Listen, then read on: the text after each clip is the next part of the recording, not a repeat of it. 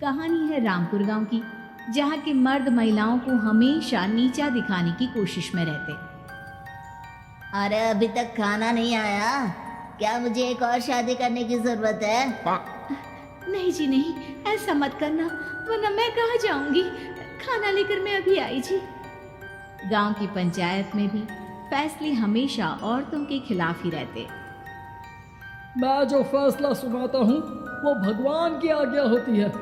इस लड़के ने अपने मन से शादी करके अच्छा नहीं किया। लड़के को घर भेज दो और इसकी शादी इसकी जाति की किसी लड़के से करवा दो।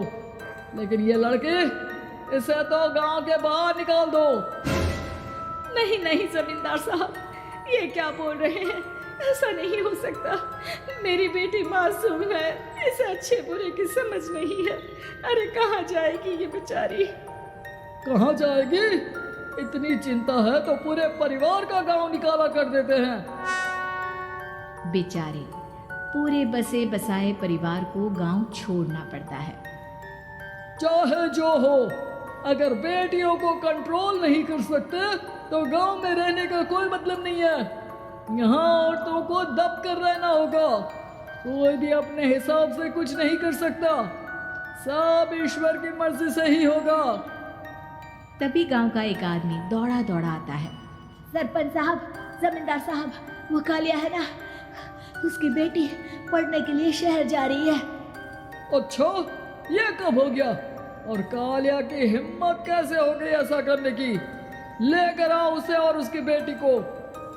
बस फिर क्या था, हाजिर हो जाते हैं कालिया और उसकी बेटी सरपंच के सामने। और कालिया, ये क्या सुनने में आ रहा है?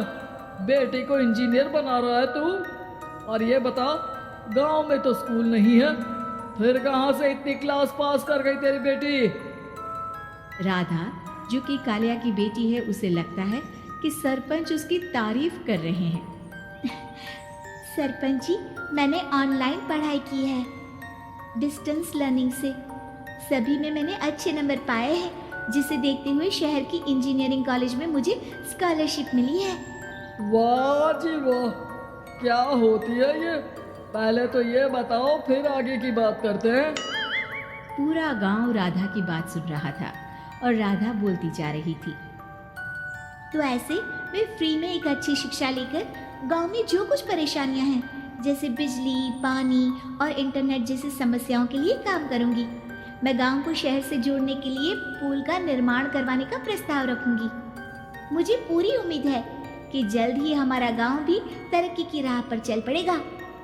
राधा की बात सुनकर सारे गांव वाले ताली बजाने लगते हैं। सरपंच को समझ नहीं आता कि वो क्या करे। चुप रह नादान लड़की, गांव के खिलाफ जाने के लिए तुझे गांव से बेदखल कर दिया जाएगा, वो भी पूरे परिवार के साथ। और हाँ, अगर ठीक से गांव में रहना चाहती है तो ये पढ़ाई लिखाई छोड़ दे। हम तेरे लिए गांव का कोई होनहार लड़का देखेंगे। तभी गांव का एक आदमी बोल पड़ता है। अरे नहीं नहीं सरपंच जी, राधा बिटिया जो बता रही है, अगर वैसा हो जाए तो हम लोगों को पैसा कमाने के लिए बाहर नहीं जाना पड़ेगा। हाँ जी, और ना ही कोसों दूर पानी के लिए भटकना पड़ेगा। हमारे बच्चे भी अच्छी पढ़ाई कर सकेंगे और आगे बढ़ेंगे, ना कि हमारी तरह खेती करते बैठेंगे। क्यों गांव वालों, राधा बिटिया का साथ देना चाहिए ना। सरपंच देखता है कि गांव राधा के साथ है तो वो चुप हो जाता है। वो घर आकर अपने सलाहकार से बात करता है, जो बहुत ही चालाक किस्म का इंसान होता है। अरे सरपंच साहब, आपको बहुत ही होशियारी से काम लेना पड़ेगा। एक बार गांव तरक्की कर गया, यहाँ के बालक पढ़ लिए तो कोई ना पूछेगा आपको। और फिर ये जो बेटा और बेटी है ना आपके, इनको भी आम लोगों की तरह ही जीवन जीना होगा। हाँ, लेकिन करे तो क्या करे? वो ना आप मुझ पर छोड़ दीजिए, बस मैं जैसा बोलूं करते जाइए। अगले रोज सुबह जब गांव वाले सोकर उठते हैं तो राधा के घर के बाहर और साथ ही वो लोग जिन्होंने राधा का सपोर्ट किया था, उनके घर के आगे लाल रंग से कल आऊंगी लिखा होता है। कल आऊंगी, यह क्या होता है? अरे यह तो खून से लिखा है, लगता है कोई भूत प्रेत या चुड़ैल का साया है। चलो सरपंच जी के पास चलते हैं। सभी सरपंच के पास जाकर उसे सारी बात बताते हैं। अरे ये तो बड़ी मुश्किल की बात है। चलो मैं एक बाबा को जानता हूँ, उन्हें बुला लेता हूँ। सरपंच बाबा को लेकर गांव के घर के बाहर जाता है।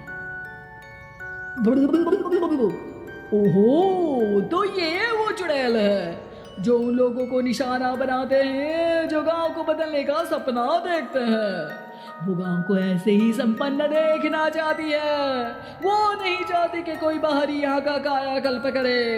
क्या तुम लोगों में से किसी ने गांव को बदलने की सोच रखी है? तभी राधा की माँ रोते रोते आती है। मेरी राधा घर से गायब हो गई है।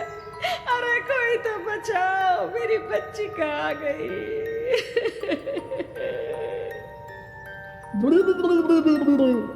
ले गई वो चुड़ैल, तेरी बच्ची को ले गई।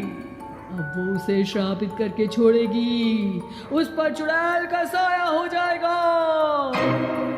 तभी बुरी सी हालत में राधा भी वहां आ जाती है।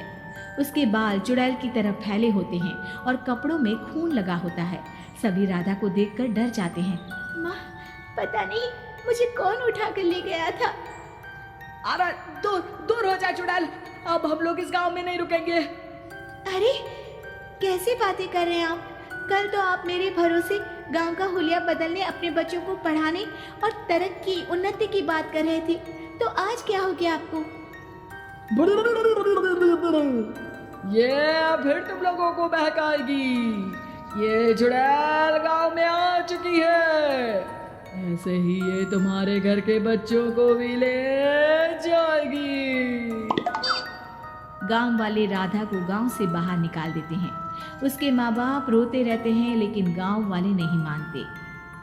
मैं भी अपनी बहन के साथ गांव के बाहर रहूंगा, लेकिन वो पढ़ाई नहीं छोड़ेगी। वहीं सरपंच के घर पर सलाहकार कहता है। देखा, सांप भी मर गया और लाठी भी नहीं टूटी।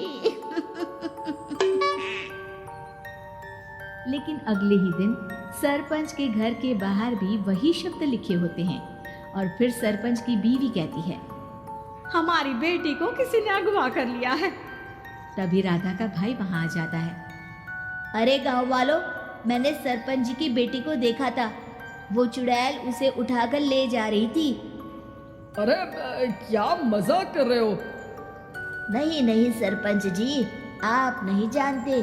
वो चुड़ैल अब आपकी बेटी में आ जाएगी, जैसे राधा के अंदर आ गई थी। तभी सरपंच की बेटी वैसी ही हालत में वहां आती है जैसे राधा आई थी। पापा, पता नहीं कैसे मैं गायब हो गई थी। चुड़ैल, इसके अंदर भी चुड़ैल का साया है, मारो इसे। अरे नहीं नहीं, इसे भी राधा के पास गांव के बाहर ही भेज दो। अरे चुप रहो, मेरी बेटी कहीं नहीं जाएगी और चुड़ैल वुड़ैल कुछ नहीं होता है। अरे कैसे बात कर रहे हो सरपंच जी? आप तो बोल रहे थे कि आपका फैसला भगवान का ज्ञान होता है, तो अपने पर बात आई तो अब आप ऐसे बोल रहे हैं।